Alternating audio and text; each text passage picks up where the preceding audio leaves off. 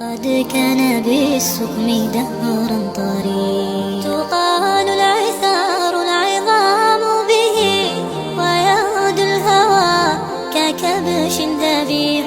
بذكر الإله تطيب الحياة، تسر أسارير وجه صبيح.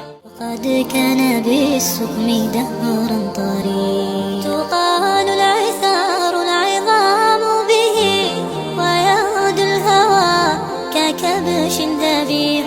بذكر